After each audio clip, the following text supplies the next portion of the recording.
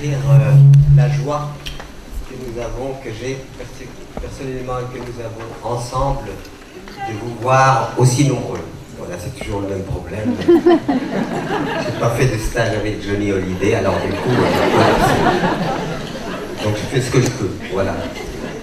Et vraiment, je vous remercie vraiment du fond du cœur, parce que votre présence si nombreuse, vous ne pouvez pas imaginer le courage que ça nous donne de poursuivre, de continuer. Parce qu'il semble, on s'interroge beaucoup, est-ce que nous sommes sur une bonne voie? Est-ce que c'est quelque chose qui construit véritablement? Eh bien, je me rends compte que la fédération des consciences, que nous avons beaucoup souhaité, qui a été le thème de ma campagne électorale en 2002, j'ai suggéré ça à Obama, mais bon, il n'a pas accepté.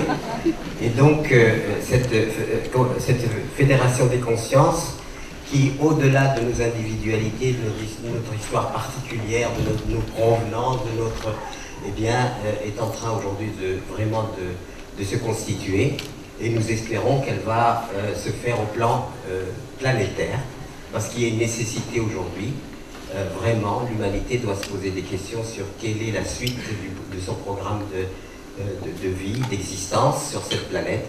Et je crois que là, il y a une manifestation, disons, et un témoignage qui vraiment nous donne énormément de courage. Parce que pour le moment, nous sommes des êtres humains, nous nous posons la question, est-ce que nous continuons pas? Quand on voit la difficulté du monde, que vit le monde aujourd'hui, on se dit peut-être que finalement nous sommes extrêmement limités à la réponse à donner. Et heureusement pour nous, eh bien, nous sommes inspirés des petits colibris. Voilà, je vais raconter la petite histoire pour introduire, parce que certains la connaissent, d'autres ne la connaissent pas. Pourquoi nous nous appelons les colibris? C'est parce que ça a été inspiré par une légende amérindienne qui disait qu'un jour, il y avait eu un grand incendie de forêt. Tous les animaux atterrés, complètement atterrés, eh bien, étaient complètement découragés. Par contre, ce petit colibri tout léger, presque insignifiant, mais tellement beau et tellement léger, eh bien, lui, ne renonce pas. Il va prendre quelques gouttes d'eau dans son bec, il les jette sur le feu, il recommence et il s'active. À un moment, le tatou, agacé, le regarde et lui dit « Colibri, est-ce que tu t'imagines que c'est avec ces quelques gouttes d'eau que tu vas éteindre le feu ?» Et le colibri se tourne et regarde bien dans les yeux le tatou et lui dit « Je le sais, mais je fais ma part. » Voilà.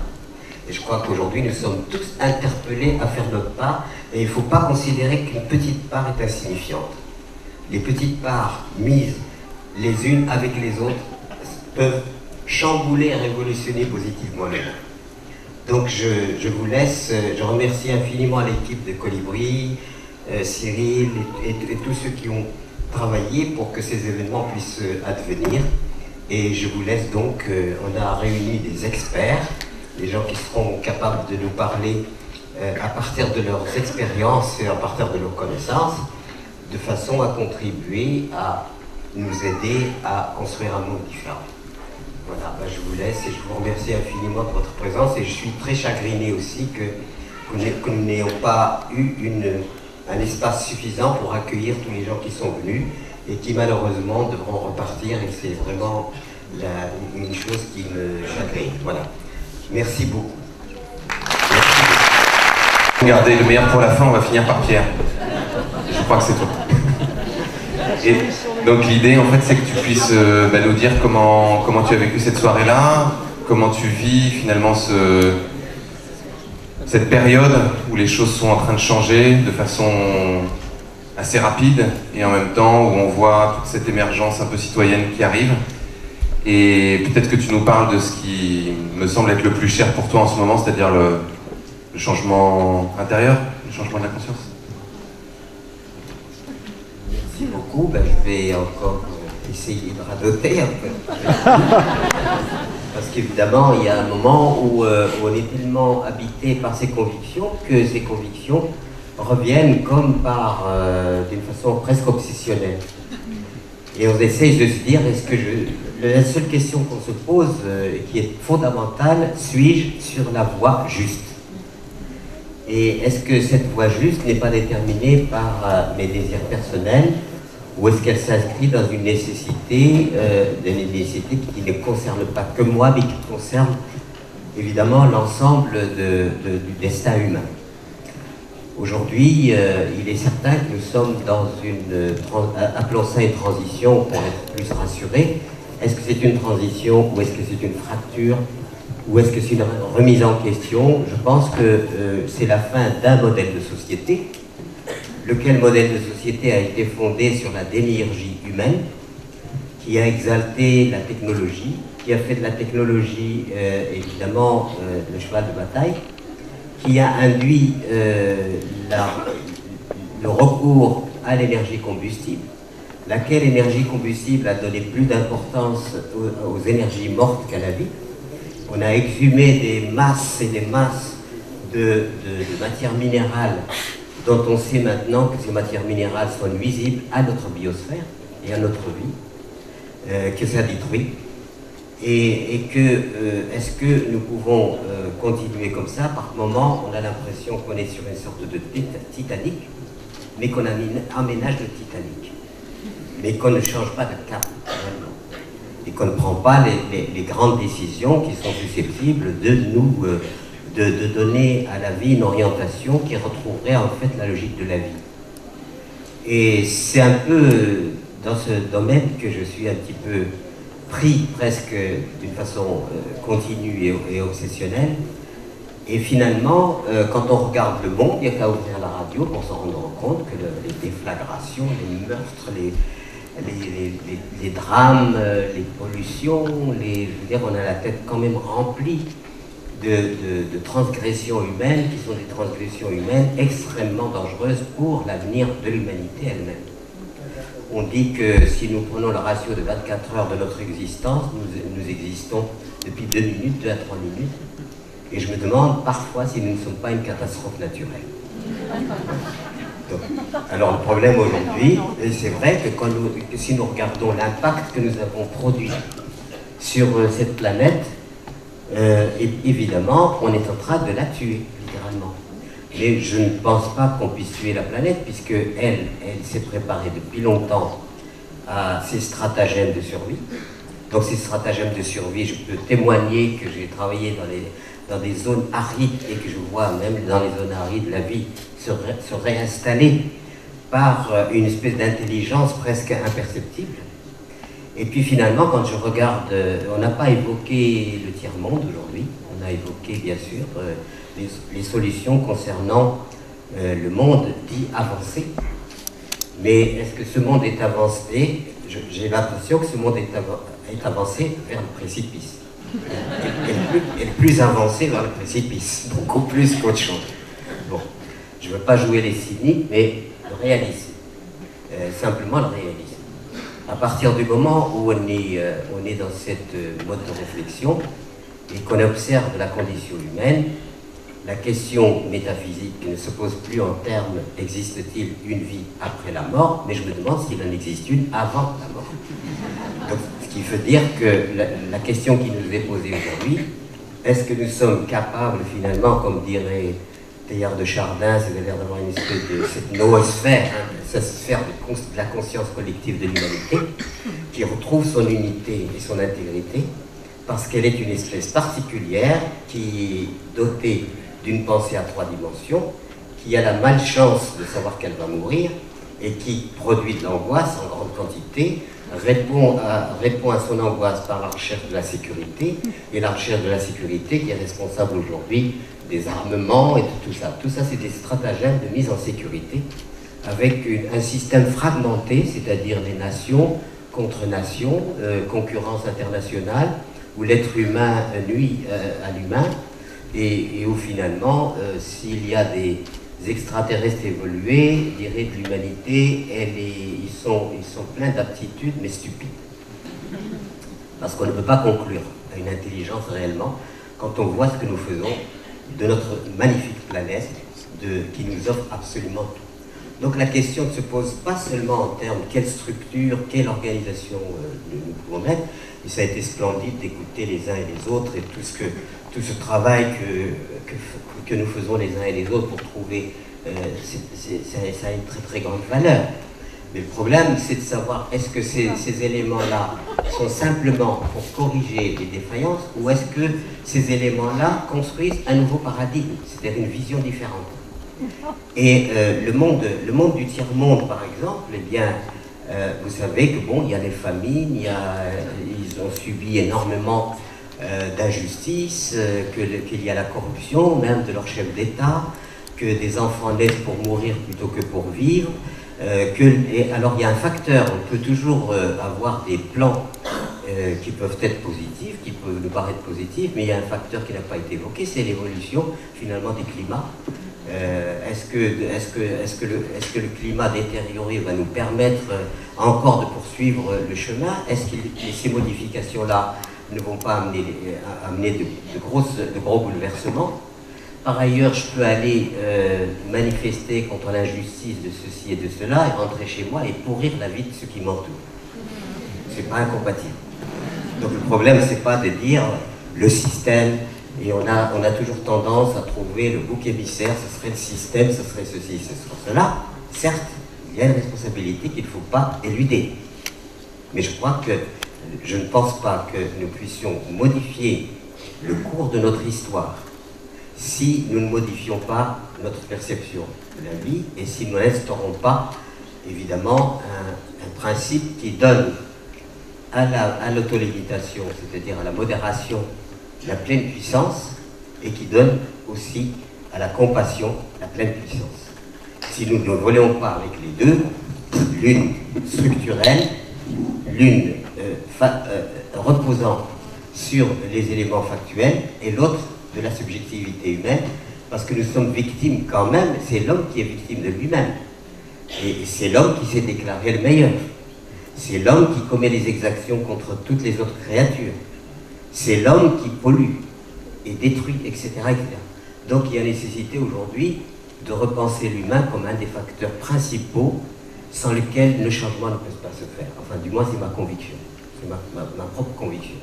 Si nous rentrons, bien sûr, je suis quelqu'un qui s'occupe beaucoup de la terre-mère, la terre qui nous nourrit, et cette terre qui nous nourrit, nous avons commis tellement d'exactions qu'elle est en train de disparaître. Peu de gens sont conscients véritablement que nous sommes dans un processus dans lequel nous sommes en train petit à petit de nous rendre la vie impossible. Donc tous ces éléments doivent rentrer dans la réflexion générale et essayer de convivialiser la planète. Et le grand quiproquo qu'il y a aujourd'hui, c'est que l'Occident apparaît comme ayant réussi, et que font les pays émergents? Ben, les pays émergents veulent faire comme l'Occident. Ils ont des frustrations à rattraper par rapport au triomphe de l'Occident. Mais quand on prend le triomphe de l'Occident, on se rend compte que c'est basé sur des exactions, sur la confiscation des biens de la planète, et qu'on a érigé évidemment un modèle qui est impossible à reproduire sans dépôt de bilan planétaire.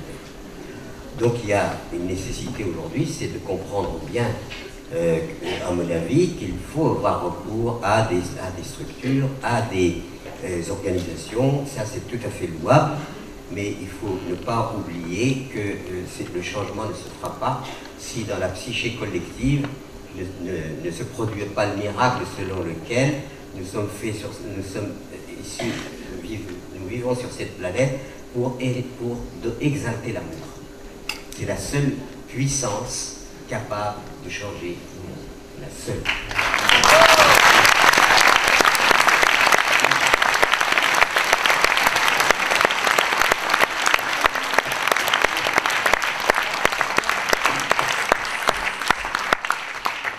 J'ai pris l'habitude, dans mes radotages, de citer une anecdote parce que je la trouve vraiment illustrée la situation où nous sommes aujourd'hui. Et bien, il se trouve qu'en Ardèche, on a une ferme en Ardèche, vous savez, on a fait notre petite révolution dans les années 61, retour à la terre, acquisition d'une petite ferme, vivre sur cette petite ferme, retrouver la nature, donner aux enfants un cadre naturel quand même un peu plus favorable à leur épanouissement qu'un cadre, disons, confiné. Et puis, en ces temps-là, eh bien, nous étions un peu sans le sous-bois. Parce que quand on a voulu acheter notre ferme, j'ai dû emprunter au Crédit Agricole, et il me demande de décrire la ferme. J'étais bien obligé de lui dire, nous sommes dans un lieu où il n'y a pas d'électricité, 13 ans sans électricité, il y a de l'eau publique pour survivre, le chemin est à peine praticable, en temps de pluie, il n'est même pas praticable, la terre rocailleuse, etc. Et ils m'ont dit quoi?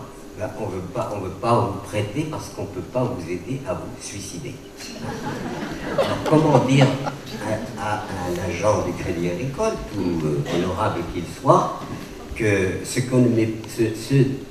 qui n'apparaît jamais sur les bilans, c'est le silence, le beau paysage, l'air pur, toutes ces valeurs qui nous sont données gratuitement par la vie et qui nous sont confisquées par notre système d'organisation humaine. Toutes ces valeurs-là sont absolument importantes pour que l'humain puisse s'épanouir, mais s'épanouir dans une relation à la vie elle-même. Voilà, et aujourd'hui on est un peu hors sol, donc très, très isolé de cela. Et du coup, dans ce milieu-là un peu appauvri, l'hiver arrive, on a froid, quand même c'est un pays où il ne fait pas glacial, mais il fait froid, il faut couper du bois, il faut se chauffer, etc. Et il se trouve que quand vous avez fait un retour à la Terre en 61 dans une ferme complètement isolée, eh bien vous êtes tout seul à couper le bois. Et donc je suis je suis au bistrot, rassurez-vous, c'est pour boire seulement du café, c'est pas...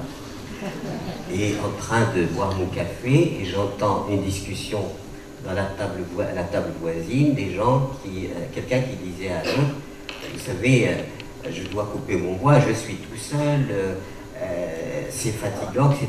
Inutile de vous dire que c'est pas tombé dans l'oreille d'un sourd, je m'approche de lui, je lui dis moi aussi. Alors, on passe un contrat, il vient m'aider, je vais l'aider. Je vais passer une semaine chez lui à couper le bois, et ensuite il me rend le service en venant chez moi. Et nous coupons du bois, à l'époque il n'y avait pas de tronçonneuse, il n'y avait rien de tout ça, et donc on coupe tout ça à la main, dans le silence, on entend chanter les oiseaux, donc c'est merveilleux. Et puis c'était une très belle journée qui s'achève, avec un coucher de soleil, mais alors d'une merveille absolument extraordinaire. Rarement vu un coucher de soleil avec cette exaltation de la beauté, c'est-à-dire une beauté qui s'impose à vous, qui est magnifique. Vous dites, ah, que c'est beau. Alors vous voyez ce disque, le disque du soleil qui rougit, qui descend dans cet horizon, dans cette espèce d'immense fresque absolument de couleurs extraordinaires, et cerise sur le gâteau, dans cette fresque, on voit la silhouette d'un arbre. C'est l'hiver, donc il est effeuillé, mais on voit cette structure de poumon, cette structure de la vie intense, mais somnolente. Et je suis littéralement subjugué par la conjonction de toutes ces beautés, et j'admire cet arbre, et j'admire tout. Et mon ami était en train de ranger les outils, c'est la fin de... Bon, il rangeait un peu les outils, et puis il s'approche de moi, et je le prends par la main, et je lui dis, regarde. Il me dit, il y a au moins 10 stères. C'est très significatif, si vous voulez, de la vision que nous avons eue. On installe la laideur. Il est temps quand même de considérer que la simplicité est facteur de beauté et que nous sommes vivants pour jouir de la vie et non pas vivant dans un pénitencier qu'on appelle la terre, en attendant finalement de disparaître. Donc il est très important que dans ce que nous faisons, quel que soit ce que nous faisons en termes techniques, etc., soit bien consacré à ce changement important qui va nous permettre de nourrir notre corps, notre âme, qui va nous permettre de nourrir notre cœur, qui va nous permettre finalement d'être humains. Voilà, merci beaucoup. Merci.